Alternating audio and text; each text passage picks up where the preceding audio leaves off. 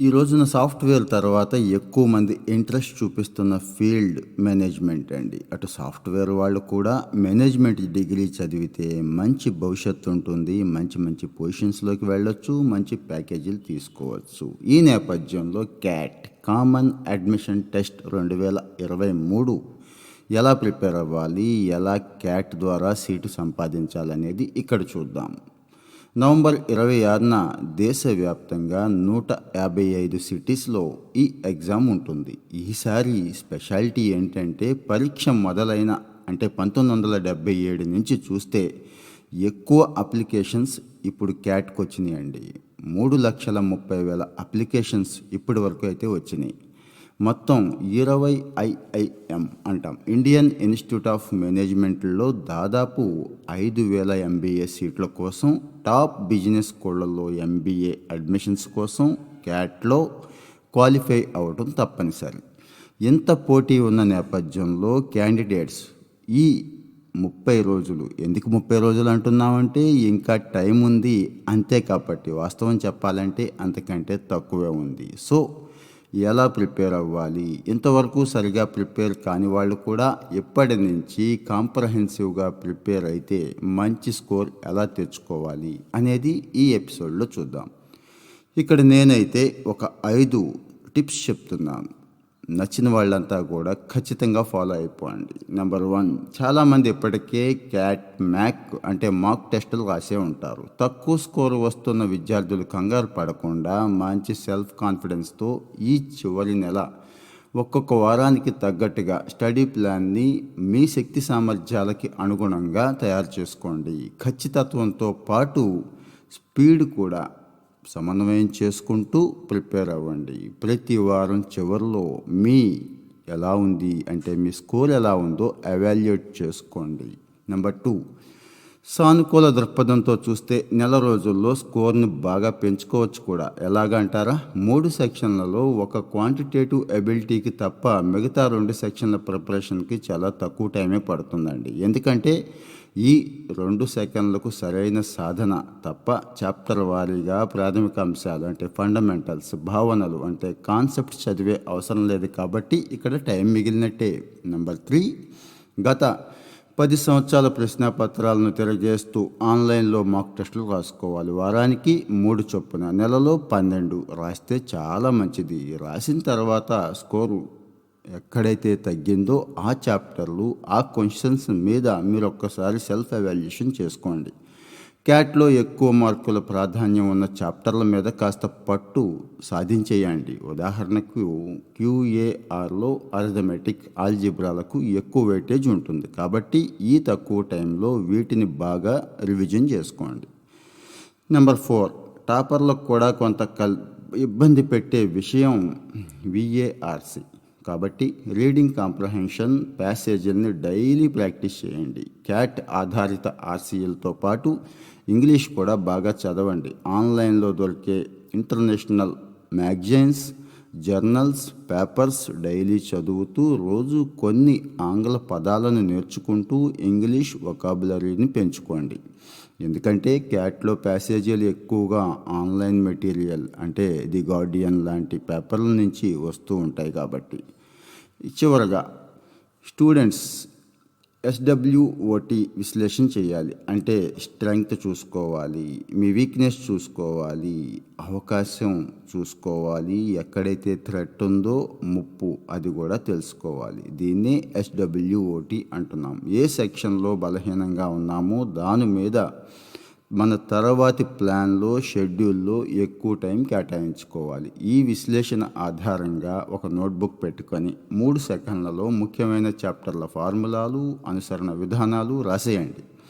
ఈ విధంగా ఈ నెలలో మొత్తం క్యాట్ సిలబస్ను కాస్త సంక్షిప్త రూపంలో కుదించేసి దాన్ని రిఫరెన్స్ మెటీరియల్గా ఉపయోగించుకోవచ్చు.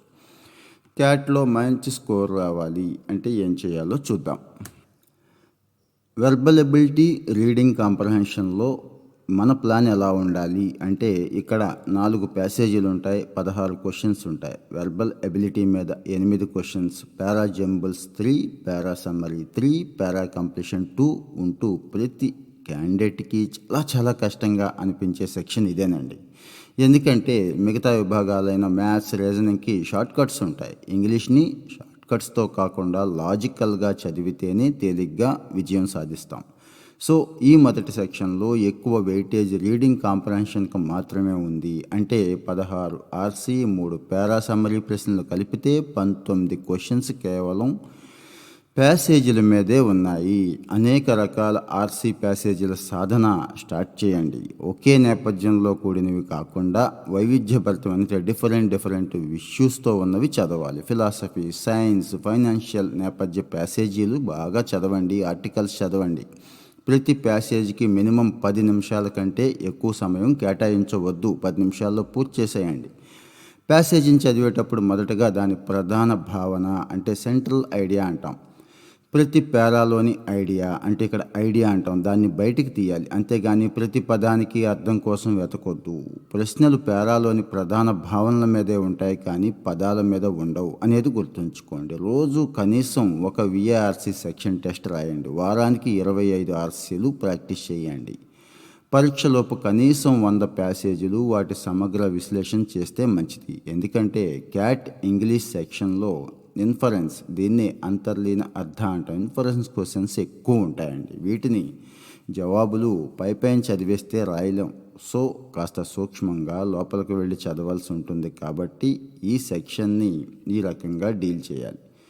ఇక చాలా కష్టంగా ఉంటాయి కొన్ని క్వశ్చన్లు. ఇక్కడ టైం వేస్ట్ చేయొద్దు.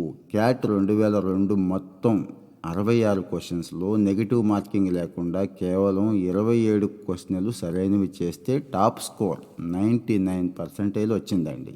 సో 19 క్వశ్చన్స్ చేస్తే 95% వచ్చిందండి. ఈ 95% చాలా మందికి ఐఐఎం సీటు తెచ్చిపెడుతుంది. సో క్యాట్లో విజయం సాధించాలంటే అన్ని క్వశ్చన్లు రాసేయాలి అని ఆందోళన పడాల్సిన అవసరం లేదు. మీరు రాయదగ్గ 50% క్వశ్చన్స్ సెలెక్ట్ చేసుకొని పర్ఫెక్ట్గా, చక్కగా, పూర్తిగా రాయగలిగితే సరిపోతుంది. అంతే తప్పించి తెలియని క్వశ్చన్స్ జోలికి వెళ్ళి మీ వాల్యుబుల్ టైం వేస్ట్ చేసుకోవద్దు. నెగిటివ్ మార్కింగ్ లేకుండా 13 ప్రశ్నలు సరైనవి చేస్తే 99%.